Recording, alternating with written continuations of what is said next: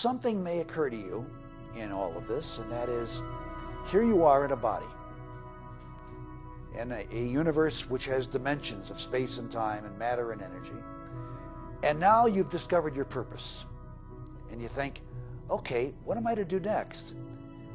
Don't worry about anything. Once you've discovered your purpose, you and the universe are suddenly one, and let the universe take over from this point. You don't have to worry about anything.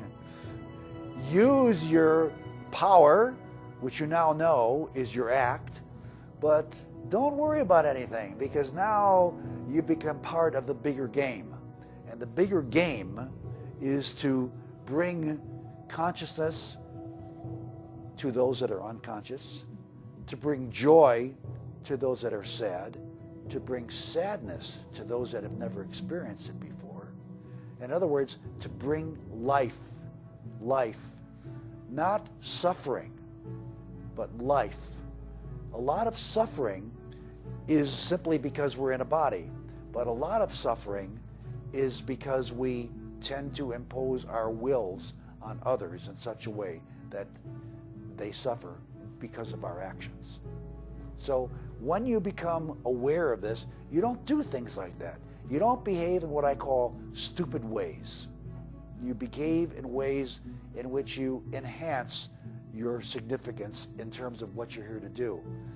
If you're here to become significant, to do some action which is important in your life or in other people's lives, then you must recognize that it must be important in other people's lives, not just only in yours. So you have to understand that any action that you do which is part of this game, this universal game, this game of consciousness, has to benefit other people. It has to bring something to others. When you are having the experience of loving another, this is the most common way. It may be the only way for some of us to ever have this experience. That's very sad.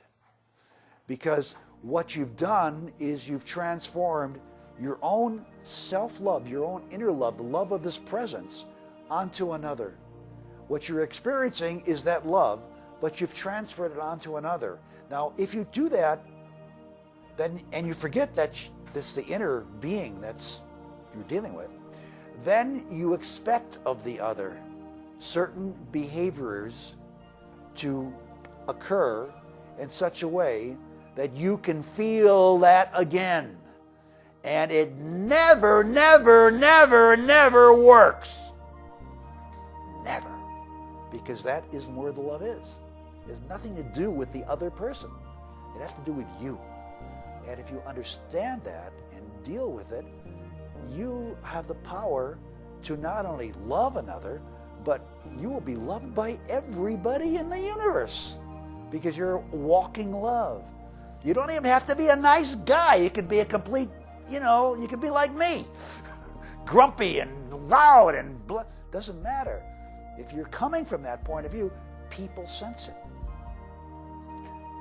Love itself, this kind of presence, this sense of this presence, cannot have any conditions because we're dealing with something which is not matter, not energy, not space, not time.